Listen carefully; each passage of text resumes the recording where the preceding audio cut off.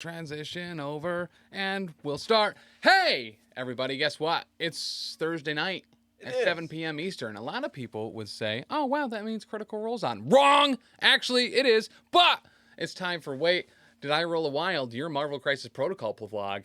Sitting in this chair, it's me. I'll be your host this evening. My name is Tim. And sitting alongside me is my constant co-host, my co-conspirator, my co-friend, and my co-op liaison. That is someone that goes and works at the co-op where we go grocery shopping, so I don't have to, because it's a requirement to have a membership there so we can get really fresh beef. It's Dan Cole! Hi. We got some really hot things to go over. We got some really fresh beef. Well, really fresh beef. Never frozen. Some might say, oh, does that mean it's hot and goes bad? No, there's refrigerators. You can keep meat cold in the refrigerator. It doesn't need to be frozen. Oh, and salt. Fresh, never cured beef. Which means it might still be sick. But we're going to talk about Pyro. Right. We have a new episode of the Cleanup Phase, our Patreon-only Marvel Crisis Protocol-ish show. We'll go over some new, fun, and exciting things that are coming out there. Maybe even revealing some new designs for next month pre-orders for our tokens and sleeves. We're also going to touch on some potentially enlightening things that are happening in this X-Men affiliation box and what that might mean, in addition to mine and Dan's game from this past week where we played some Marvel Crisis Protocol live on, the Power Phase. We did. Which is, some might say every single Monday at 7 p.m. Eastern. Except next Monday. Except the next one. Because it's Halloween and I want to go out trick-or-treating. And Dan probably wants to also go out trick-or-treating. And it's a lot of fun. Is that really next Monday? Next Monday? Oh, yeah. not next Monday. Not the this Monday coming after. Monday. The Halloween day. Yeah, October 31st. October. We're not doing the thing because we're going to be doing stuff with our kids instead. Right. And it's one of beardeddragongames.com's homemade kids' birthdays. So, we'll stay there too. What? I don't know. Not stay there, but, birthday party or whatever. But in addition to those things. We played that game on Monday. Dan played some, what a lot of people would consider to be an affiliation, which Dan would self-describe it as... Wizards! That's right! Will the Sentinel. I completely forgot what was there. Thank you for picking that up. So... I would say Wizards. It's called Convocation, but, yes. Dr. D. Dillon, one of my favorite people, messaged me a bunch today. I really like that gent. He also refers to it as Wizards. Whenever we have him on the Monday stream on like a holiday or whatever when he can make it, he's always like, maybe I'll bring Wizards. I think that's where I got it because we saw a lot of it at the New Hampshire tournament. Yes. Streamed, and you referred to them as Wizards a lot, so I think it just kind of stuck. I think we picked up a lot of really good habits and terminology at that tournament at Midgard Games. It was an absolute blast to go to.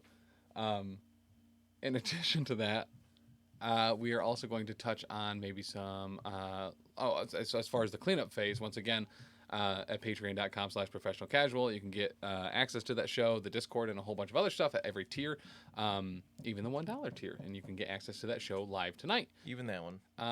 And we'll also be talking about some really kind of super exciting things that might be happening at the Las Vegas Open in January. LVO! But... I feel like there was something else we had to talk about. Oh, that's right. The Power Phase. The Power Phase. Wait. No, not that. But, we also usually, in addition to the games played, which we do at, the Power Phase, we're also going to talk about some hobby thoughts. Hobby. And I actually may have hobbied this week. May have? May have. And definitely did. Yeah? Uh-huh. Did you get that primer? I don't want to get into that right now. That was a loaded question, and Dan was trying to trap me, and I'm not going to fall for it. Totally was. What kind of hobbying did you do? You tell me first. What did you hobby this past week? Oh, man. Well, I built Sentinels, and I built, 3 of them, and I built Red Skull, Master of Hydra, and I built the Hydra Troopers, except I left one off of the base so I could paint them easier. Yeah. I bet he'll get glued on later. And then I painted, just kind of table ready enough to get him to put on stream one of the Sentinels. Yeah. I think you did a pretty stellar job at it. Slap some paint on there. How was that Sentinel to put together? Not bad at all. Yeah. Did you have a whole bunch of options? How did you decide what? There are a lot of options. It's Yeah. like the best kit for posing it how you want. The Prime, I did. How did I do the Prime? I think he's kind of like he's got one fist back that's gonna punch, and then one's up. I kind of want to do something to have the cable come out. Yeah, yeah. I kind of wish that was a bit in there somewhere, but there's enough going on already. I'm not gonna push you to do this, but I know you did just pick up a Rivals box, and maybe you could replace the tentacles on Dr. Octopus with something and use the robotic arms to be coming out of the center of his thing. Is it a lot of work? Absolutely. Would it also ruin one of the really incredibly awesome cool points of the Rivals box? Also, yes. That Dr. Octopus model is one of the best they've done. I completely agree. He's built. He's ready. He's primed. I need to get paint on him eventually. Yeah. And use Spider Foes or something again, but So at some point. But no, the options in that are amazing. The torso and the arms are all ball joints, so you can put them however you want. The legs are static. There's only one way the legs can go, but that's pretty okay because they're already like stepping, so they're a bit dynamic as it is. So the one I have like, fist back, palm out for like a laser blast, and then the other one he's like doing like a Dragon Ball Z. I imagine he's like powering up. I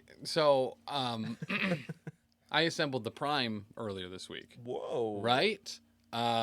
And I still haven't decided how I'm doing the arms. By assembled it, I mean I assembled all the legs, all the additional arms, and Of course you did. I spent a long time trying to figure out what arms and fists and stuff were going to be going on what hands and stuff. And I still haven't figured that out. I did consider, there's the one with never going to have it built. the open palms. Yeah. Where I was just like, maybe I'll do it like straight up, and he's like doing like the child, like up, like a kid wanting to be picked up. I also do like the double flex. Look at my robot gun show. Right? Yeah, exactly. I also like the Dukes up.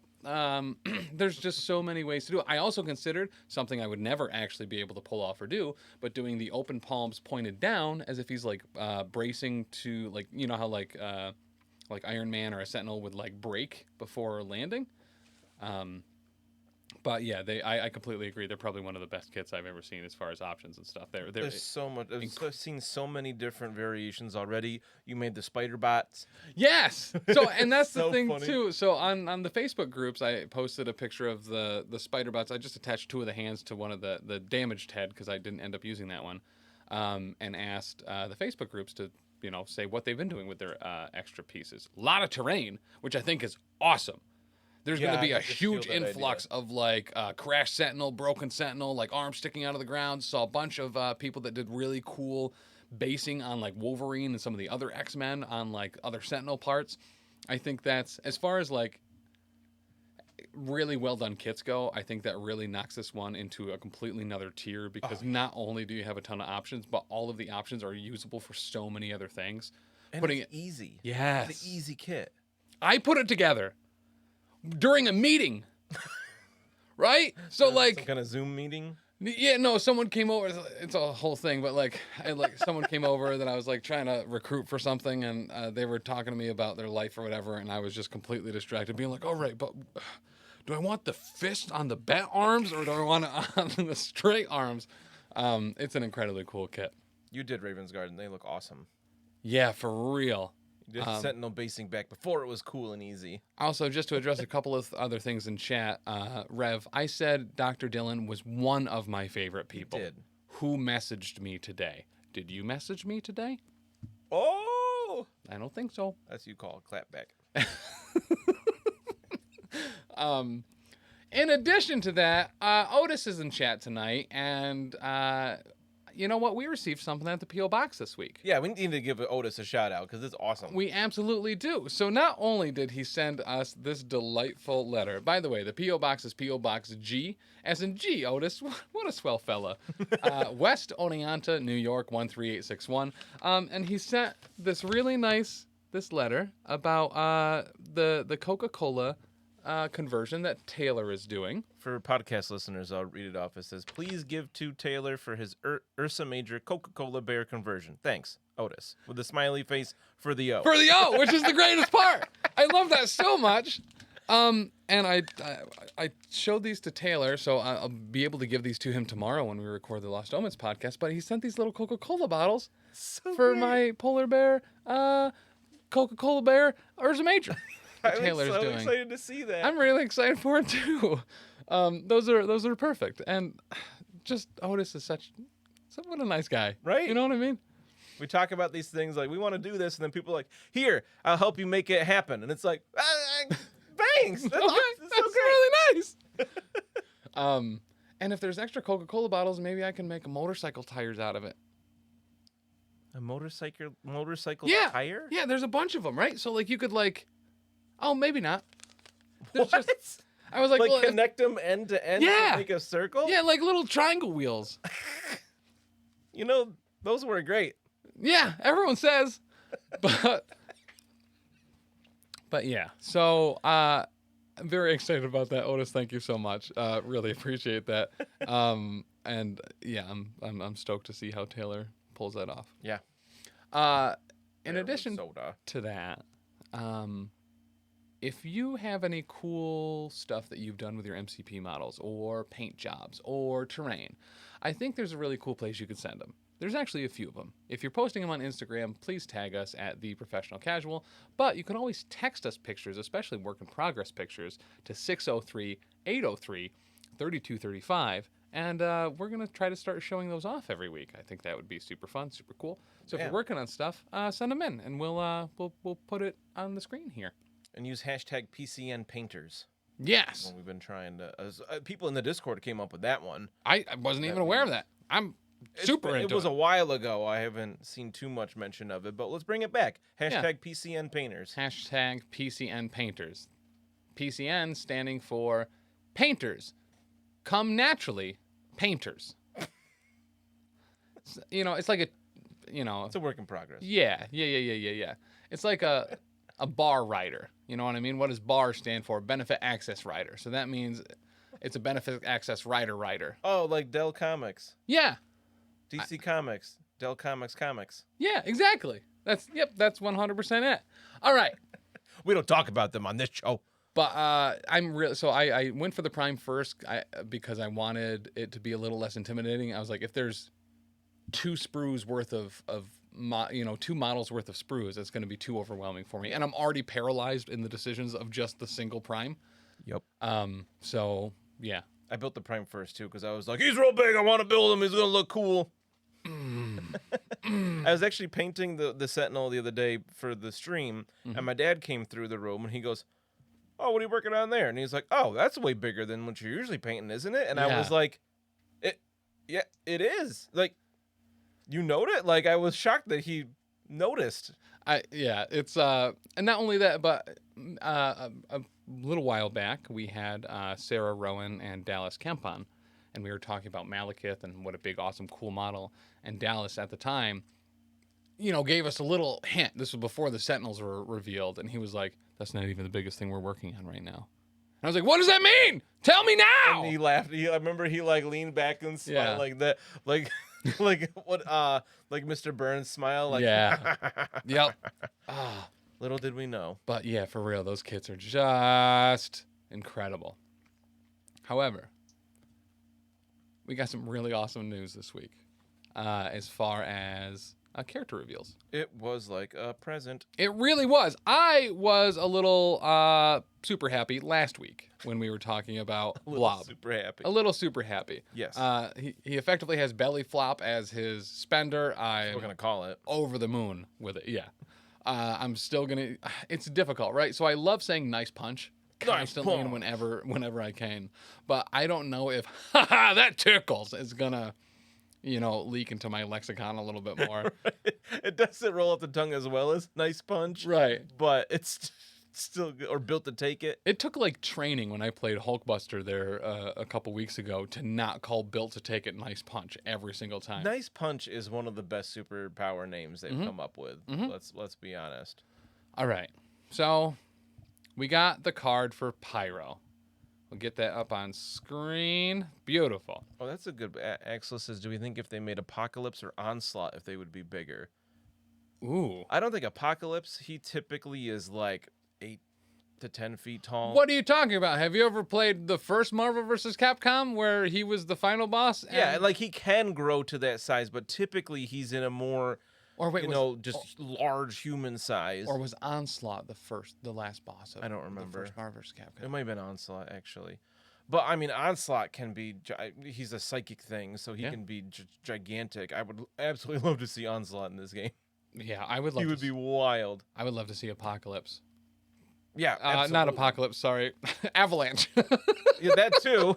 All those. I've read Axel Bullett's comment of Apocalypse 3 times as Avalanche.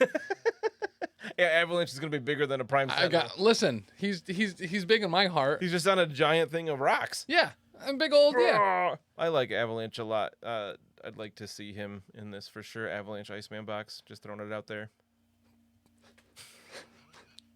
But we did get the Pyro reveal this week. Yeah! And I think we're both incredibly stoked on this. Also, I really, really, really hope in the box that there is an option for the flames to have that Magneto. It looks so awesome. It looks so cool. Did we not see this artwork before? Because the Magneto face, their helmet flame is so cool. The concept art that wasn't like the card art that we saw while we were at ACO during Mini Stravaganza when they revealed them there, right? Or no, at the full Mini Stravaganza later. Yeah. It had, I believe the concept art had that in there. Because I remember seeing that before and thinking it was rad. And then when I saw it on the card art, I was like, what if that's in the kit? That would How awesome would that be? That would be awesome. I'd be very surprised if that was in the kit. That it would be such a delicate piece. The chances of that making it through the mold and like curing process, like how many times that would break would just be, I don't think it would be cost effective. Yeah, that's fair. Because their quality control would have to throw out so many sprues of it. Oh, I'm sure. Not working. Here's the thing, though. Here's what I also want. AMG, if you want to help me on this one, super into it. All right, Kraft macaroni and cheese. I want a bunch of macaroni shapes just like that flaming Magneto head. I'd eat that. Right? I'm a spirals person. I don't know about you. I only like boxed macaroni and cheese spirals. I do not like elbow macaroni, and I do not like shapes normally. You don't even like macaroni and cheese? Just spirals. Only spirals. Oh, that's not surprising at all. Listen, listen. So, Linda. Shout out to a friend of mine, Tommy, who recently made me. I think it was Velveeta shells and cheese, the white cheddar flavor, and I actually enjoyed it quite a bit. You ate mac and cheese somebody made you? I ate shells and cheese. I thought that mac and cheese is nowhere on the box. Nowhere on the box. It was shells and cheese. People in Discord are going to be mad because they'd be like, I make the best mac and cheese. You got to try it. And you're like, no, I won't. Because everybody says that and I never like it. Well, that's true. Homemade macaroni and cheese is gross. You're gross. You know what never has a gross crunchy top on it? Velveeta shells and cheese. You know, some people like to put breadcrumbs on top to give it a little bit of crunch. Oh, they're wrong. Good. Nope, I don't think so. I think that's made up. You also don't like mayonnaise because it's icky. I ate mayonnaise in front of you tonight. That sandwich came with chipotle mayo, and I had a really difficult time being like, should I ask them to ask for it without the chipotle mayo? Or well, now it's aioli. It's not mayonnaise anymore. No, well, stop it. Stop it. You know that's not true. If there's eggs in it, it's mayo. If there's no eggs in it, I only say it because I know Dagno doesn't watch this show. Otherwise, he'd be coming at me in the Discord. He probably would come at you. That's not aioli, you dummy. It's not. Aioli is just garlic and oil. That's it. Nothing else. If there's eggs in it, if there's any cream thing in it, no, that is not aioli. It's mayonnaise. Mayonnaise. Max mayonnaise. M in this word? Is there an N in this word? All right. So, listen, I'm already way off topic. If you want to hear me rant more about macaroni and cheese, make sure to check into the cleanup phase tonight at 8:15. All right, so Pyro. St. John Allardyce. St. John Allardyce. That's right. I'm super into this. All right, let's get right into it. Yeah. 343 for defenses. Like- 3 physical, 4 energy, 3 mystic. Okay. Actually, pretty stellar. Okay. Pen and Play specifies that 4 in energy defense is because of his insulated suit. I actually really like that quite a bit. That they mentioned it twice in the Panel to Play article, that it's something Mystique gave him and was one of the big reasons, he ended up joining the Brotherhood and later the Freedom Force. Yeah. I think somebody had, in the chat a few weeks ago when we were at Wild Speculation Yeah. mentioned something about this suit. Yes. And that's cool. I like that that's incorporated here. And I think maybe it was the same person, but also speculated that he would not be immune to incinerate, which we'll get into later because Right. he's not immune to it. He's not. So 5 stamina on both sides, healthy and injured, for 3 threat, size 2, medium mover. I think for the most All part, standard. what's that? All standard. All pretty standard. I think for the most part we were pretty spot on as far as our speculations so far. Outside the energy defense being actually really good. I don't remember if we ever speculated about his defenses anyway. I don't think we. I think we forgot about that. But I like 434. He actually has a higher overall spread than Blob, He does. but he's got 2 health less and no damage mitigation. Yeah. And actually, so- that's very important. No mitigation. There are no defensive traits on this gentleman at all. Yeah, he's a little squishy, but that makes perfect sense. He's a dude that can control fire. 100%.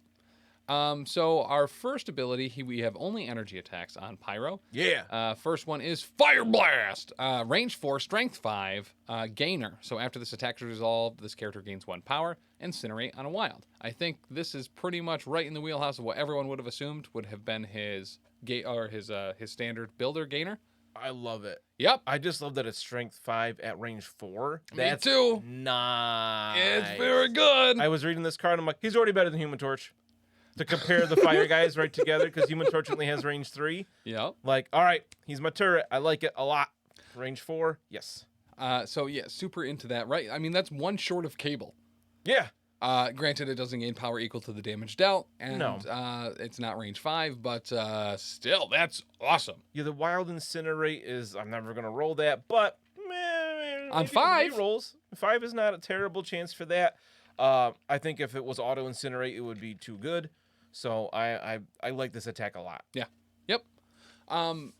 Dan, what's his second gainer? He's got another one for 0 power. It's a Flame Jet, and he's got it's a beam 3. Gotta like that. Yeah. Strength 4, pretty standard. Yeah. Especially for a 3 threat. After each attack is resolved, this character gains a power. It's standard for beams, and Wild Incinerate. So nice close up. He can flame a bunch of people at once and maybe get some Incinerate off. This power becomes way better in a minute. Yeah, it does. It becomes like, whew, hot. So for our spender, actually pretty inexpensive spender. We went over why we don't call that cheap last week, and I'm gonna stick to it. No more cheap powers. They're all inexpensive. Because they're of value. I appreciate a man that appreciates value. I appreciate anyone that appreciates value, to be perfectly specific. But we have Inferno. Range 2, Strength 7 for only 3 power. Pretty nice. Only range 2, but hey. You can't make it better than Lizard. I was going to say, it's very, very comparable to Cold-Blooded. Like, all the 3 power builders on a 3 threat character I compare to Cold-Blooded. And similar to what we talked about last week about the incredibly specific language on some of how the spenders work, AMG, I feel like, has been doing a very good job at making certain mechanics in this game work very well. And we're going to see that in this particular spender. So after this attack is resolved, the target character gains the Incinerate special condition. Boom, Incinerate, love it. You're just on it. Guess what? You're on fire now. But before damage is dealt, and that's what I really like about this, is other characters within range 2 of the target character suffer 1 damage. Automatically. No trigger or nothing. And only enemy characters. Yeah, within 2? Within 2. So, he's your damage dealer. He's got a lot of great stuff. If you've already got somebody incinerated from before, throwing 7 dice at him, he does have to get real close with that with a range 2. He does. But, he's going to be moving up and taking objectives anyway. Probably so. Yeah. I've always hated when people say this. I hate it when people say it on Cassandra Nova. I hate it when people say it on another example. Toad with Acid Spit. That if you're in range 2 with Pyro, you're playing them wrong. I don't like that. Listen, I want to get up in people's faces with Pyro after they're already incinerated. Honestly, after the attack is resolved, the target character gains incinerate special condition. Doesn't even matter to me. I'm just going full tilt. I want a whole bunch of people there, and I want to light them all on fire. And how often do you not get a choice in that where it's like people get in your face? Like, Exactly. oh, Pyro's squishy. Let me go punch him. Oh, I just got on fire a lot. Yeah. Yep. I like this one. Obviously, I'd like it to be higher range in general, but I think it is good for a 3 threat. Absolutely. This is going to hurt. And again, it's going to get better in a second. Yes, it is. And And when we get to his superpowers, he's got some really good ones. The first one is Firewall for 2 power. and This it's one's a real good one, really too. cool. Unexpected. Did not see this one coming at all. For 2 power, choose an enemy character within 3 of this character. It's a good old 6 inches. Yep. The chosen character gains root and slow special conditions only once per turn. So, Root and slow for 2 at range 3. so once again, really like how this is dialed in, right? It's only 2. This is strong and a good range, and it's root and slow. That is awesome. Talk about a character that can actually do some pretty considerable things to like a Malekith. Slowing them and rooting them, making that charge cost more and go slower if they don't shake either one of the conditions. You know what I mean? That's And probably awesome. incinerating too. Awesome. He is a status effect monster. He is. And it's all my favorite status effects, really. Right? It's all the best ones other than the stagger. He can't have it all. Then, No. Then I mean, you if have he to, did yeah. root and stagger, that would be disgusting. Oh, gosh, yeah, that'd be 5 power. Maybe 6. To pull yeah, that one off. root and slow can be a nasty combination because so many people that, if you rely on extra movement superpowers, having it cost 1 more can really, I can't do that this turn, blah, blah, blah. Yeah, and slow is one of those that it's either debilitating or does nothing, Yes. right? Yep. Depending on their movement. But even moving from medium to slow, is nasty. That's a lot less movement, especially if it's on a small base. Like, Yep. you're not getting to that objective that turn. Nope. I like it a lot. His next superpower is one to be incredibly excited about. I think it's his best superpower. I don't disagree at all. Stoke the flames. So get ready to get stoked because stoke the flames only costs 3 power during the next attack action. So if you've checked out the power phase before, you've seen me argue incessantly about what that means, and I've been incredibly wrong every time I've argued for it. But you were graciously wrong. Yeah. That's not the right term, but I think you know what I mean. Like, I- you accepted it with grace. You Yes. were gracefully wrong. Yeah. You went, nuts, and moved on. Yeah, the third time. You just really didn't want it to be true. I was like, no, that's too strong. Otherwise, people would think Storm's real good. Oh, wait, she just is. But so stoke the flames during the next attack action made by this character this turn. Add 2 dice to its attack rolls. No limiters here. It is the next attack action. And it's not once per turn. Yeah. Why this is awesome is adding 2 dice for only 3 power onto a flame jet. Yeah. A beam 3 going from 4 strength to 6. Chances are, Pyro's on the table. Everyone's already incinerated. It's gross. I It's love real it. nice, and it refunds itself if you hit 3 characters. Right? You did it for free. Right. And you don't pay any, like, for the attack doesn't cost anything. So Mm-hmm. it's just a strength cost 3, strength 6, beam 3 that incinerates on a wild. Like, oh my gosh, it's so good. And just with the power phase, you can just do that every turn. You know what I mean? Like, you can do it a second time, I'm saying. If you have the power to do it, you'll get the back with just 2. Listen, I love it. It's really good. It's really solid. I'm super excited for it. If you're a little bit further range, if you don't have the targets for a beam, you're still throwing a strength 7 gainer at range 4. Like, Or Strength 9 Spender. oh, You know? right now he's iron fisting people. He On is! fire. For only 5 power, too! Or 6 power. For only 3 power more, we can, supersize your fire. You want a big gulp fire? Light me on fire more. Oof. And then he's got one last power that is in an 8. Another solid one. Fire manipulation. No 'cause breathing. Pyro can't make fire. He can only sculpt it and change it. When this character targets an enemy character with an attack, after the attack is resolved, if the target character has the incinerate special condition, this character may choose another enemy character within 2 of the target character. The chosen character gains incinerate. Mm. What? He's just, all right, you're on fire now too. AoE incinerate. I love yeah. it. I feel like we talked about something a little bit like this where he can just spread it, Mm-hmm. the fire spreads. It's so perfect. I think so thematic. I think it was pretty much this. I think we said, well, so I was talking about being able to pull it off and get bonuses and move to other people. I think we definitely also talked about if he applies it to one, it's like everyone in a range. Yeah. Wildfire. Oh, it's so great. Target character within 2. That's not a tiny range. It's not. You're all in an objective. You're all on fire now. Yeah. Guess what? It's now flaming gamma shelters or fire shelters or gamma fire. Right? And it doesn't cost any power. It's an No. innate to just give more people incinerate. It's great. I still speculating hard. I'm going to call it right now. There will be a tactics card where he can pull incinerate off of enemies to gain extra attack dice or something. I It's gonna hope happen. so. It's going to happen. I listen, I'm confident in it. I'll tell you what.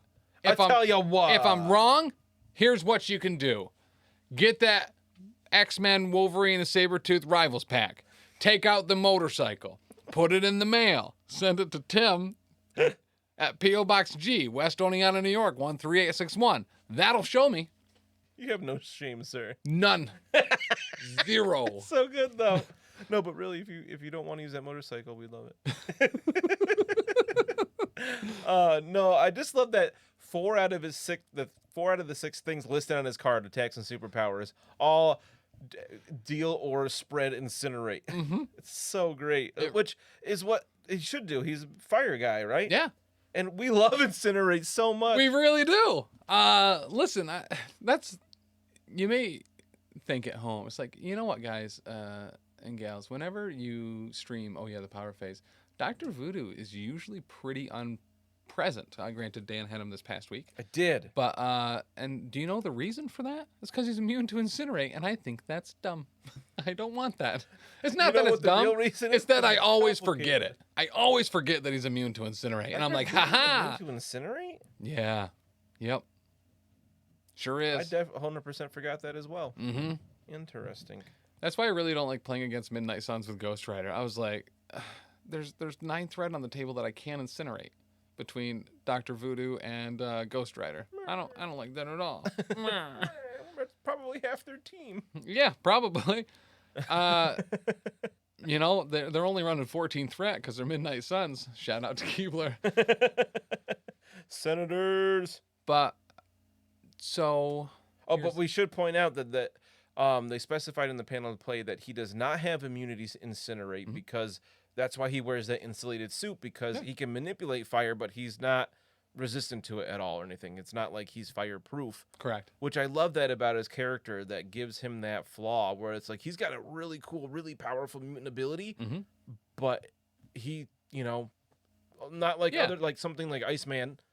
As I agree, Pyro's definitely better than Iceman. That's not what I said at narrative all. And story. He's a more complicated character with a little flaw system back and forth. I think it's great too. I was going to say, I because completely agree. Iceman is essentially immune to any environmental things. He can change the temperature around him. He's not going to be hurt by ice.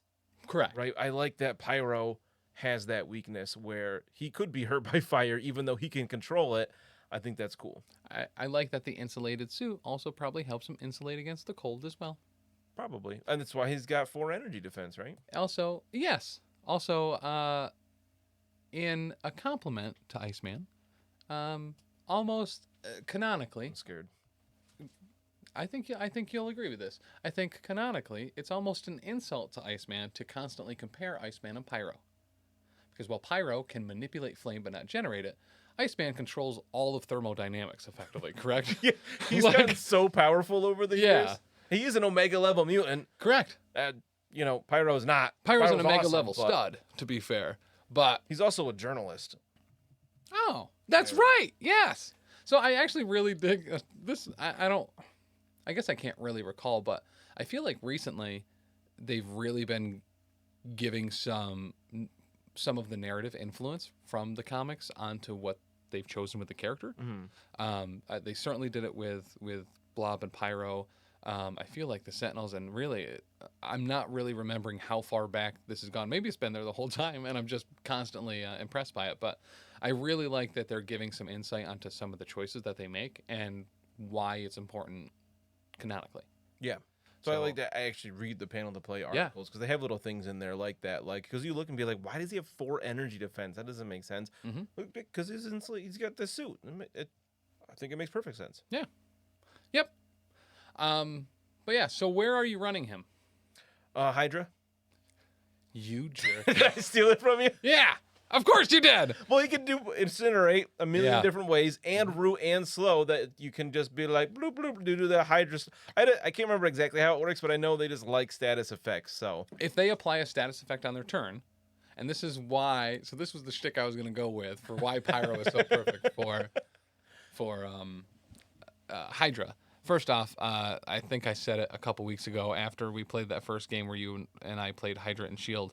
Is that Hydra has completely replaced my Steve Rogers Avengers as the first reaction to where does this person belong?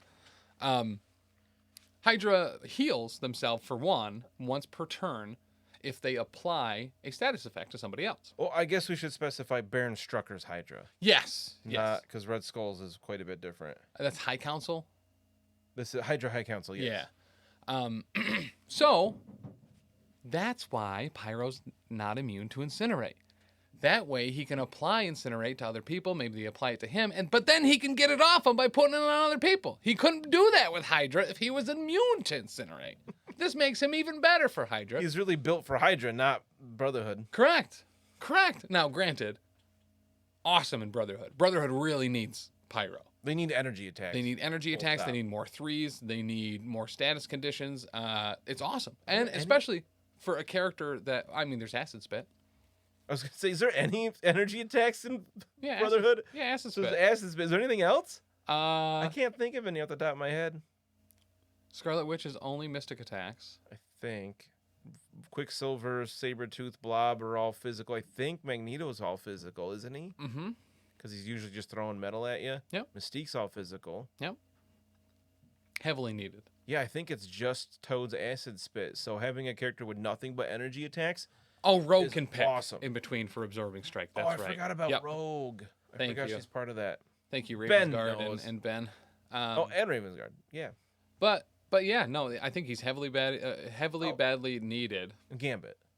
Heavily needed. Yeah, that's true. Right? He's Brotherhood too? I don't recall. I know Colossus is. Yeah. Oh, and Colossus also doesn't have any. No. Is Gambit Brotherhood, chat? Now that I say it, I don't think he is. I think he might be. I think it might just be Rogue. Oh, and Gambit. All right, cool. Thanks, Ben. And Gambit. Boom. But yeah, heavily badly needed. I don't know why I keep saying heavily badly. I don't like it. That's a weird. It sounds really dumb. Yeah. Heavily badly. It was very needed for Brotherhood. It really fleshes them out quite a bit. I think we might see a nice big uptick for them as they've been kind of slowly, going down a little bit. But I think that's one of the really cool things about this game as a whole is a single box of some 3-threat characters can really absolutely spike an affiliation back up. Well, because Brotherhood got a huge bump when Juggernaut came out. It was like, everybody wants to play Juggernaut because he's awesome. Yeah. They also had Rogue in there at the same time. Asgard got a huge bump when Heimdall and Scourge came out. Yep. It's something I love about this game and the fluid nature of the affiliations, where it's not like, all right, you bought this book that has all the stuff in it that you can field, and that's the only thing you can field in this particular way to do it for years. Yeah. It's always changing, and 3 months from now, we don't know anything that's coming out after January. We could have something that totally shakes it up. We could get the Warriors 3. We could get Iceman. Let's not stretch it, but I thought I was pumping you up that you would just be like, yeah, we could. Here's the interaction I'm really excited for. What? It's actually, and we've seen a lot of comparisons, and even on this show, we've talked about a lot of comparisons between Pyro and OG Human Torch, right? Human Torch. So, I think, if I can spell correctly, how come tactics cards don't come up? What is it? What are you trying to find? What's the Human Torch tactics card called? New Age? Oh, it is a New Age. Okay. Is that what you're talking about? Yeah. So here's, and I think this one's maybe a little obvious. Oh, hey, Wraith. How are you? Hi, Wraith. Here's what I'm really excited for. I really like Pyro and Shield. She just shows up to say we're not going to get Iceman. Whatever, Wraith. I don't know why you have to do that to me every time. Each character within range 3 of Jim Hammond gains the Incinerate special condition. This round, when an allied... Oh, he's not going to be an allied shield character. Never mind. So, Sorry, though. That was a joke. We haven't done those in a while, but Good thing you turned off sound things. That would have been an air horn. Guess what, Tim, you dummy? He actually can be an affiliated shield character with... The Initiative. The Initiative. So, here's what you do. Yeah. Is it going to cost 2 tactics cards? Short answer, yeah. Actually, exactly that many. But you use the Initiative to get Pyro into Shield. And then, when everyone on the board is incinerated, because you're incinerating everyone within range 3 around Human Torch, and also Pyro's on the table, so the other 90% of the board is also incinerated. All energy attacks that round are going to be getting, some little boosts on their dice roll. Make it 3 tactics cards. Throw Darkstar in there. She reduces their energy defense, and then you're just like, boom, you're dead. You're incinerated. You're dead. Boom, you're on fire. You're dead. Boom. Here's the only issue with that. Is that it's an unaffiliated card, so you can absolutely do Darkstar can do that in whatever she is. Doesn't have to be Winterguard. So, I mean, knew that. Here's the deal. We just need to be dropping the energy defense to the floor and make these guys and gals and everything in between just annihilators, right? So this plan might cost you 3 tactics cards of your 5, but we're only at 9 threats so far. Mm-hmm. That's all. Outside of, having the shield affiliation, so you still need... So let's throw in Nick Fury Jr. because so you kind of have to. Hard 13. I don't hate that. No. You throw whatever else you want, depending on the threat. Even unless a boat. It's 14, and then you're a little scratching your head. Then you just put a soul gem on Pyro, probably. Soul? Yeah. He's got soul, man. I think. But yeah, I like that combo. I like even just those two being splashed into stuff. Not really splashed, I guess, because once again, a New Age is shield only. But I'll keep forgetting that. I am positive that you'll keep forgetting it. Yep. Much like Baron Zemo's not a criminal syndicate character that can spend to steal initiative. I will still take power off him every time I try to use that card. Until someone's like, "Wait, he's not there." Oh, he can't. And I was like, I was specifically saving on him. Why did I do that?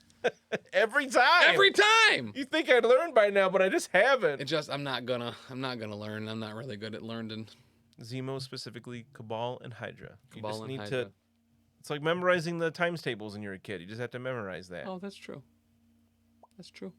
Did you know that we got some other news this week? We did. We did. We did. That was a statement, probably. The standard for events got updated a little bit to include a new symbol, which I didn't even notice. Apparently, it's on the the Sentinel cards. Just choked on my own spit. Can you settle down? It's exciting. Woo! I get it. It's got the Dawn of X style X as the the symbol, which I'm loving the current X-Men stuff. So yeah. What could that mean, though? Are we going to be getting another round of X-Men that are more recent in the comic line? I would be A-okay with that. We did get a Destiny and Mystique event earlier the year. That was a more recent. We'll get a Fire and Ice event with Pyro and then release of Iceman. Part of the Inferno event. I'm just saying, we could get a second Pyro. Inferno could be right around the corner. Inferno really shook the stuff up.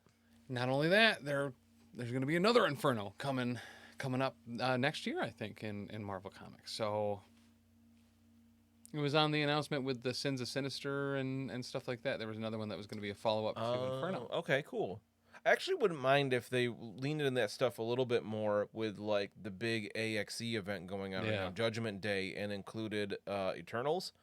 Because like I know there's not a ton of Eternal love out there, but they've been around for a long time. Yeah. And like they'd be cool to see in the game just to have something totally out there and different.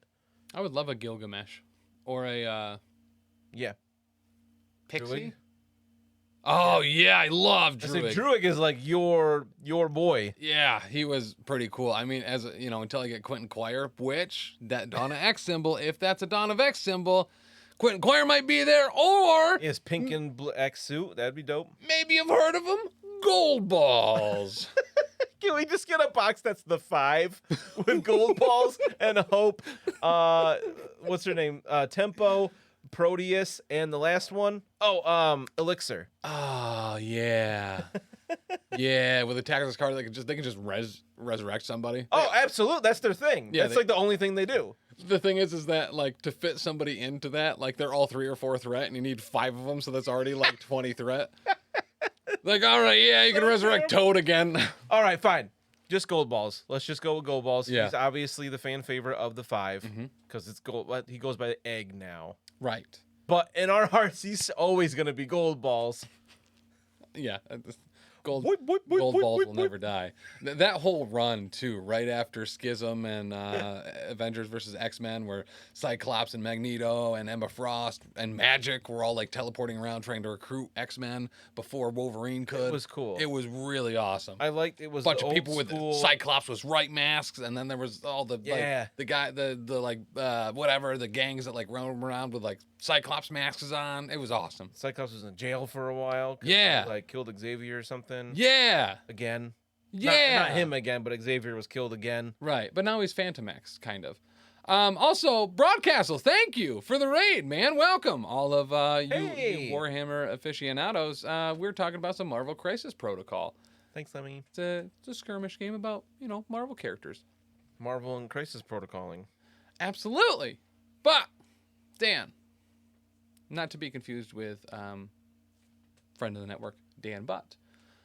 What do you think is the place outside of Hydra and Brotherhood for Pyro and S.H.I.E.L.D.? Where are you excited to splash him in? Because he's only 3 threat, I kind of want to throw him in every single possible thing you can.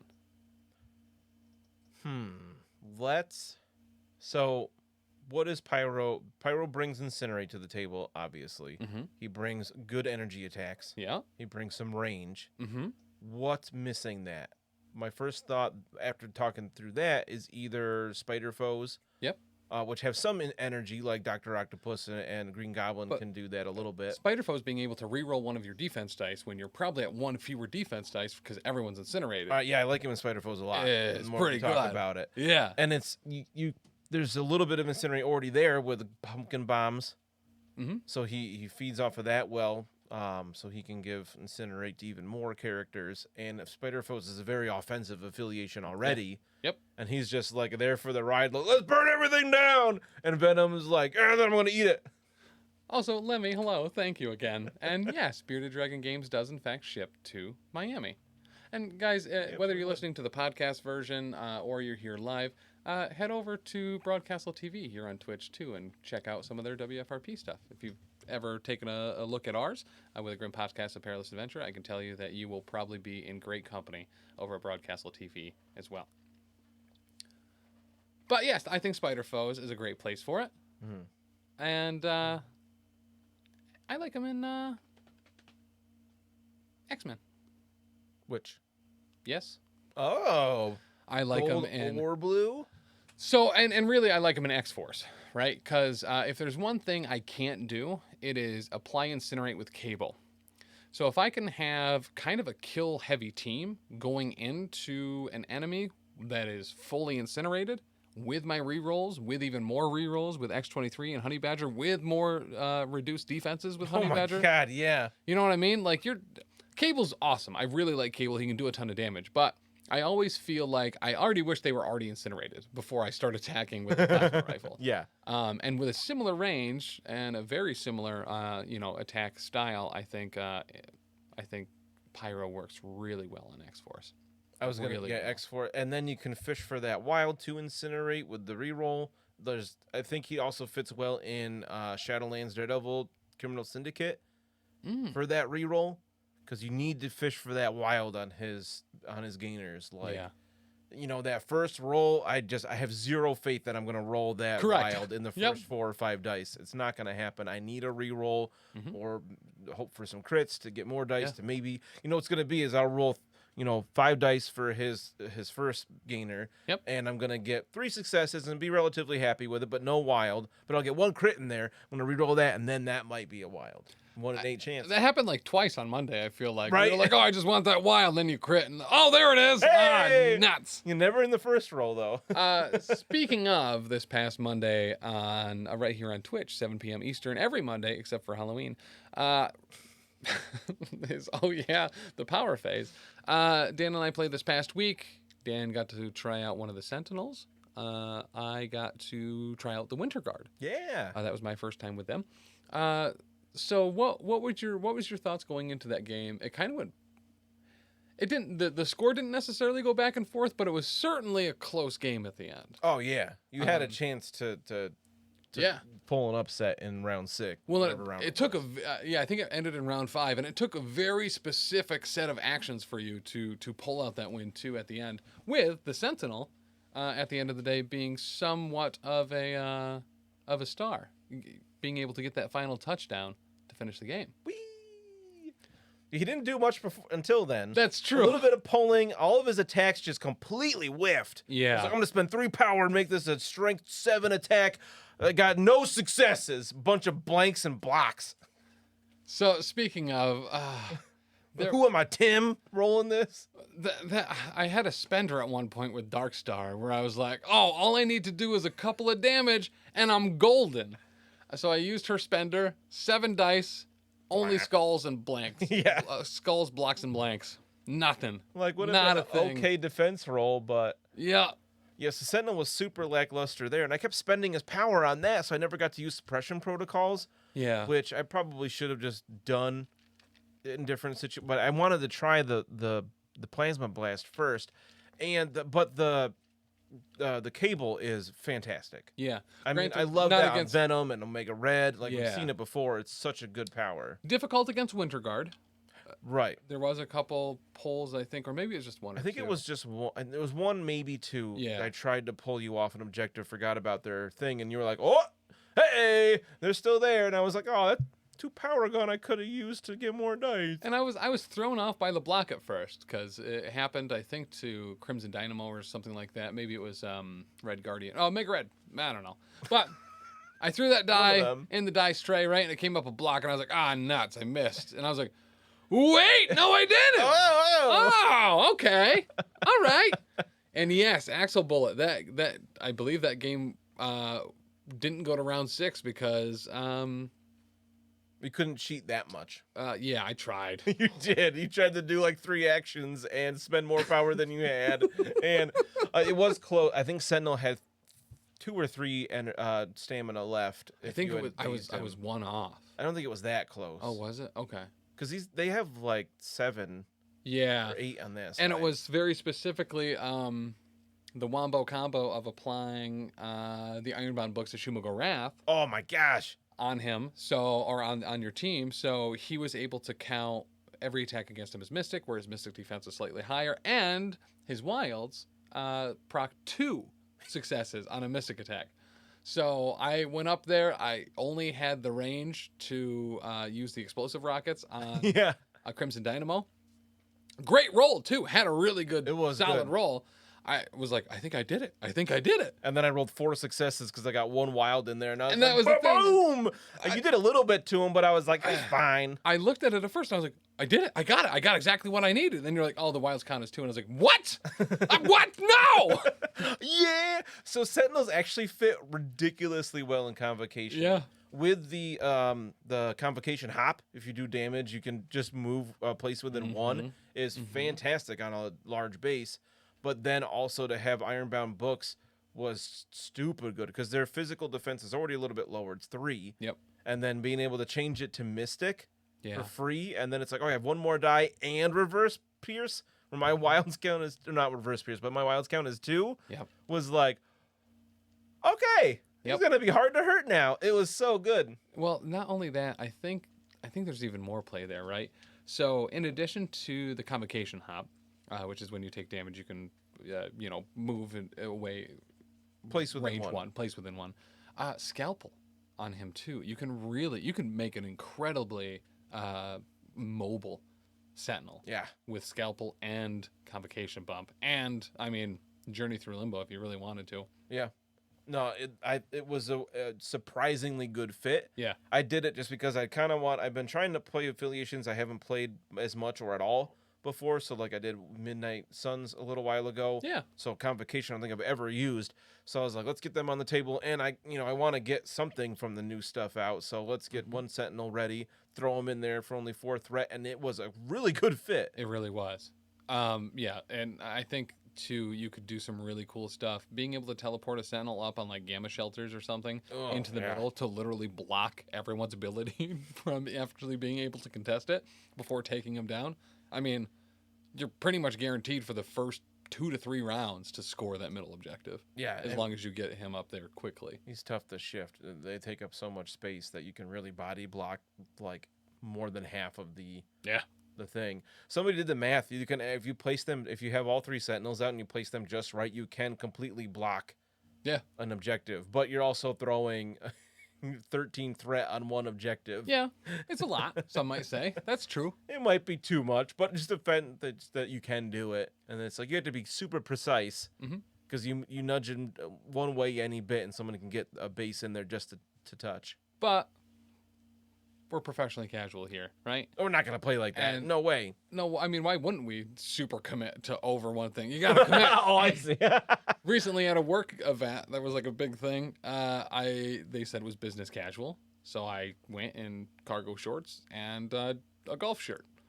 That's business casual? I thought it was. I was like, I get a golf shirt. It's a polo, right? Yeah. Okay. Get a collar. So they were like, "Oh wow, Tim, you really took the business casual to heart." And I was like, "Listen, I committed to one of them. I don't know which one it was, but I commit hard." That tracks with you to a T. It does. It does. Tim. But yeah. So in addition to those, we also got the X-Men affiliation box revealed this week, and it does show that it is going to have the new Sideways cards. Yep, and Brotherhood as well. And Brotherhood as well. Showed that a little bit later.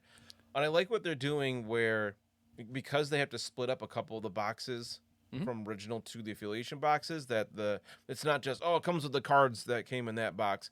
It come like for the Beast and Mystique box in X-Men, it doesn't come with Deception because it's a Mystique only card. You don't need that. So there's a little bit of tailoring there that I like. But yeah, they're all tailored too. They all turn like that updated cards. Updated look of the cards. As far as we know, they're not changed at all. They haven't done any errata with the affiliation boxes yet. So not that we've taken the time to look at. And they would be advertising if that were the case. Yeah, I think so. So for the Brotherhood box, we're getting Asteroid M, Deception, Magnetic Cross, Magnetic Refraction, the Books of Truth, Weapon X program, and Exceptional Healing. I believe that is probably going to mean as well that in the X-Men box, we're also getting Exceptional Healing and yes, the other one. Yep. I read that it specifies that it comes with all the cards that came in the Wolverine and Sabretooth box for both of them. Okay, sweet. And then obviously the Cyclops and Storm box that comes with all those cards. Yeah. And then the research, is that the word? The one with Beast has Beast on the tactics card. Advanced R&D? Yeah, that one. Yeah. Is the one that comes like with Beast.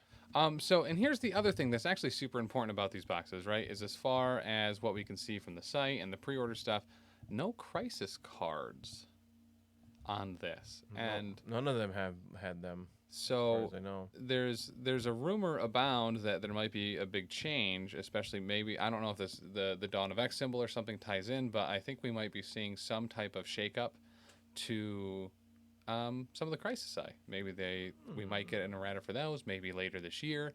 Probably not later this year because it's pretty late in the year to announce that and have it actually come out, but maybe next year, 2023, we'll see some type of like 2021 style update to deployment zones or where objectives are placed or something. I'd be okay with that. Yeah, so would I. I would love a shake-up to Crisis. Absolutely agree. I don't know if it would be like Marvel Crisis Protocol Season 2 or something, but I mean, this year they've done a lot for organized play and competitive play in tournaments, as far as the document that came out that suggested ways for, timing, scoring, the challenger rules kind of as a whole. One of them that I know kind of got maybe some flack at first, I actually really like. I talked to Brian Watson, who is going to be, I believe, helping out at LVO.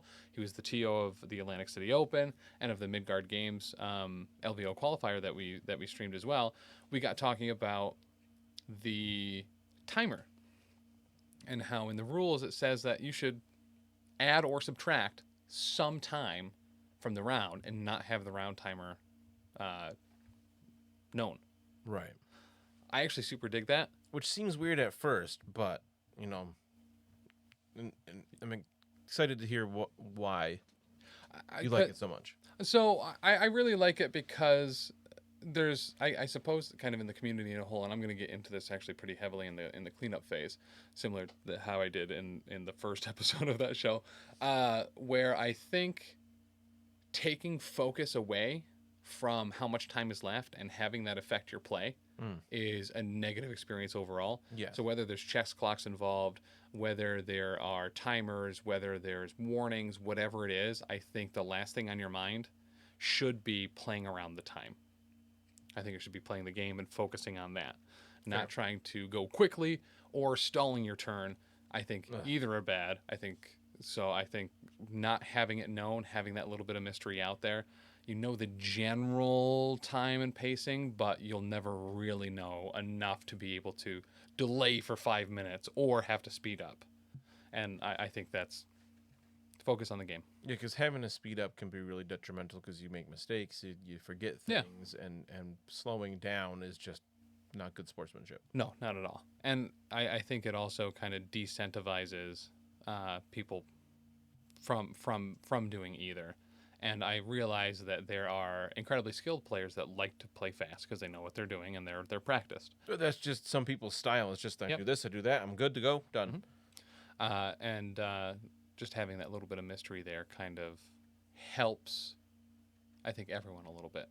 If you are a fast player, it is still probably in your benefit to continue playing fast. Yeah. If you need a little bit more time, there's not going to be that glaring 5 to 10 minutes left for you to try to force another round or something like that. Right. But yeah, I dig it.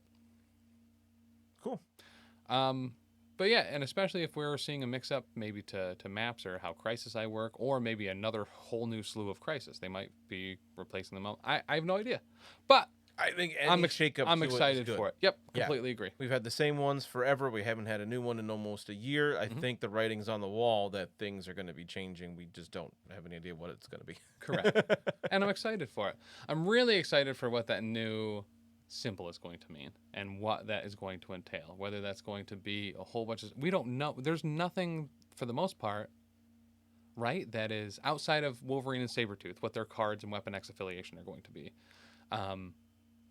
Everything else has been revealed at this point, correct? Yeah, there's the Hydra tank, and there's the rest of the Hydra terrain, but that's not... Yeah, and that OP kit, or that kit is going to be really... Cosmic Encounter, or whatever the termination on it, I think is going to be really fun. Oh, yeah, I cannot wait for that. Danny's so excited to run people over with the tank. Yeah! How could you not be?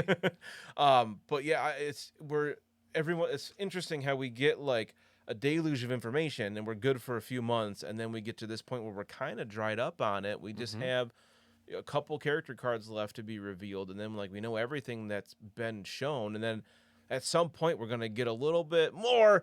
This is coming in the next few months, and we're like, yes. I think so. I like that symbol as a spoiler, right? A stinger almost. It's not enough information, but it means something is coming. I do. I mean, yeah, we got the original X-Men symbol when the X-Men and Brotherhood first came out, but we knew about them before we had the symbol on the cards, right? I hope this is telling us there's more X-Men to come because it's a better chance we're going to get Iceman. That's true. The more X-Men we have, the closer we are to him. But I mean, we know I'll be happy with tons of other X-Men too. We know the next affiliation effectively on the block is Weapon X program, right? Yeah. So there's probably going to be a little bit of fleshing out there. Maybe a Lady Deathstrike. Maybe some Phantom X, Quentin Quire. Phantom X. Blizzard. You know, all the big hitters are here. Mimic, Angel, Psylocke, Double Beast. Everyone really Dark loves. Beast. Dark Beast. Oh, I would love Dark Beast. Sugar Man. Oh. Mojo. Oh! Yes, can we get a Mojo-verse affiliation with Mojo and Spiral and Longshot and the other guy that's always like his butler? Shatterstar? No, that wasn't his butler. He's an alien. Yeah, but he was part of that whole Mojoverse stuff, wasn't he? No, he's X-Force. Oh. We need more X-Force, too. I would love Shatterstar. He's so weird. He's got green blood. Dr. Nemesis? Yeah, he's okay. Yeah, fair. He was part of the group when it was like all orange and black, and I super dug the aesthetic. Fair. He can be really cool. He just seems like a not as cool Mr. Sinister. What if a lot. it's X Factor? I love X Factor, but Yeah. which one do we get? I mean, if we got the original X Factor, I'd obviously be happy because Iceman was on there. Right after M Day X Factor. Like Peter David's X Factor with like Multiple Man and Strong Guy and Wolfsbane and others. Without Strong Guy, because he was the devil at the time. But yeah. I love Strong Guy. What are you doing here? Oh, I beat up Mephisto. He's kind of being a jerk, so I guess I'm the devil now. So Marvel, the comic Digital app. Comics Unlimited. Yeah, Marvel Unlimited. They have MDCU. those what are they called? Infinity Comics. Yeah. That are like original to the app, and you can just scroll through it, and it's just like one long thing. They had for the X-Men one, they had this reoccurring story that shows up every couple of months. That's just Jamie Madrox and Strong Guy going on ridiculous adventures. I actually really like that. They're so good. They're so goofy and out there, and like they're on some alien planet right now. They went to some big like casino thing, and their ship got stolen by the Starjammers. It's so great, and they're just yelling at each other the whole time. And Multiple Man has a baby. Like what? Like his baby? I didn't even know that was a thing. It's so good. The way they play off each other is so perfect. I completely agree. And half the time it's like Strong Guy's having this like heartfelt conversation with Jamie, and then Jamie comes in. He's like, "Oh, this is one of your dupes again. Come on! I thought we were friends." And he's like, "I just wanted to go get some ice cream." Well, he's been listening. I'll know when he reabsorb him. Hey, I'll get it. I'll get there, man. It's so good. But that said, if you're not already, please head over to patreon.com/professionalcasual. Help support the network and the shows. It helps us do a lot of things, and we honestly couldn't do it without you. We rely on it heavily, and we really appreciate your support over there, especially our professional cake sitters and our King Ding doppelgangers, including Leroy, Bastian, Rob, Cider Drinker, and Bicon. And is there a sixth? Didn't you just say 6? Yeah, I've only listed 5. Oh, Hot Hands! Oh, Hot Hands Tony! How can we forget Hot Hands Tony? Hot Hands Tony. Thanks, Anthony. If you want to pick up anything but primer and some paint and stuff, the place to do it would be beardeddragongames.online. There's no waiting list there. You can just get in and pick up whatever you want. Might be Marvel Crisis Protocol, might be Dungeons & Dragons, some WFRP stuff, some Pathfinder 2nd edition. Listen, it's all there, and you don't have to wait 10 minutes for your order. You can get 10% off with code PCME10 at checkout. Or if you're pre-ordering something that is unreleased from Marvel Crisis Protocol, you'll get a flat 15% off retail just for using the site. It's pretty great. Also, we have some sleeves and some tokens, and they're up for sale. And you can get them. There's a link in the show notes, friends. One thing about me is we have these things for sale. But we are working with the Fifth Trooper Network, very good friends of ours that we met at Adepticon, and we have some tokens and sleeves up for sale that help support both us and them pretty directly. So I would highly suggest maybe taking a look. If you happen to be in at Hot Hams, Tony. It says Hi Hams, Tony. Oh, Hi Hams, Tony. I don't really know what that means, but I love it. Can we call him High Hands Tony? Canonically High now, Hands Tony? Anthony at Bearded Dragon Games is Legs now for High days. Hams, Tony. Oh, he would love it if he had legs for days. He does work legs pretty heavily, though. Does have huge calves. He does. He bikes and walks everywhere. He's an animal with hot hands. Yeah. But You'll melt that cake. Patreon members at every level, we're about to start the cleanup phase where we're going to be revealing the next couple designs for the next round of sleeves and tokens. So take take a look. If you haven't already, we'll be live there very shortly. Also, professionalcasual.com if you want to see any of the blogs, frogs, or vlogs that we do. Dan has been putting up every other week on Thursdays, right? Some blogs about WFRP and going through the different class delineations and stuff for that, which is super cool. Dr. Dylan from Fury's Finest and one of an internet darling, honestly, and Rev Right Mad, myself, Taylor, and Dan have all been doing MCP blogs as well. So professionalcasual.com. Great place to find all of our other actual play podcasts and the other stuff we do, videos, blogs. It's all there. Really appreciate you and everyone. Make sure to come back this next Monday for, the Power Phase right here, 7 p.m. Eastern on the Twitch for some live Marvel Crisis Protocol. And that'll be it for a while. There's going to be a small break for Taylor's Hobby Hangout over the next couple weeks. Maybe one of us will fill in. We haven't talked about it. But listen, I should probably paint that Sentinel spider head at some point. Oh my God, if you do a Hobby Hangout, everybody in our community will lose their mind. Yeah, probably. Actually watch you try to put paint on a thing. I just imagine you hold the paintbrush like with just a fist and you just... That's not... No, I hold 3 paintbrushes in my hands like Wolverine claws. And one has contrast paint, one has basing, and one has a dry brush. I don't know why. Just go like I this. just imagine when you try to paint a model, you just become like a barbarian and just like, don't get it. It is like watching... It is like watching your grandfather try to type. Yes, it is only 2 fingers and it's mashing. That is how I paint. You're angry the whole time. Oh, yeah, I am. Very much so. I can't wait. Yeah, you got to do it now. All right. One of the next 2 weeks while Taylor is out. Listen, I've been wanting to try this slap chop method that I've seen. Nate GG did a bunch of models that he was posting on one of the groups the other day, and he talked about how he was doing the slap chop method. And he got like 6 models done in 3 hours. And I was like, yo, what's the slap chop method? And he sent me the video. And I picked up paint like on purpose so I could try this out and new brushes. So yeah, I'll try it probably. Wow. I got to watch that video. Yeah. I need to get some things slap chopped up. I'm going to need like... My backlog's building up again. I'm certainly going to need a moderator in there to like be able to mute the sound every time I like paint my fingers or get glue stuck to something, and people are gonna be, why are you using glue? You're painting. I don't know. I don't know how to do that. And this is my first time. But we'll have to get on Dr. D's case to join that so he can to critique it the whole time. No, give you tips. Oh, I was gonna say, tell me technical terms that I don't know what they mean, and I'm trying to apply them anyway. Well, how did you apply your zenithal highlights? Huh? Exactly. Is that a paint color? Yeah. Is it? No. Oh. It's a technique, but... Gotcha.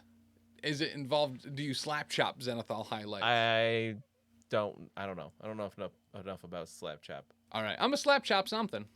Slap chop. Once again, thank you guys so much. Really appreciate it. And if you stuck around this long, why not go leave a 5-star review for Wait Did I Roll a Wild? Yeah. Maybe on Audible, maybe give it a 5-star rating on Spotify. You could go to Amazon Music and leave it a review. Go to Amazon itself, Amazon.com. Look up some toilet paper, maybe some wet wipes or paper towel. Leave her a 5-star review for Wait Did I Roll a Wild there. Only if you've purchased it though. We only like verified purchase reviews on whatever you're ordering there. So especially if you're getting Christmas presents for people, great place to leave 5-star reviews for Wait Till I Roll a Wild are there. Just make sure you send them to us so we can read them off, because that's always really funny to us. Lemmy, thank you so much. You rock too. But yeah, that said, once again, thank you for Lemmy for rating us from Broadcastle TV tonight. We really appreciate that. Make sure to head over there, give him a follow, give him a like, turn on those notification buttons, and check out some really cool WFRP actual play. Yeah. I love you guys. Stay tuned for Cleanup Phase happening over on the Patreon. Just a few minutes. Stay tuned here. Go to patreon.com/professionalcasual and watch there. Open it in YouTube. It's way easier. Bye. Love you.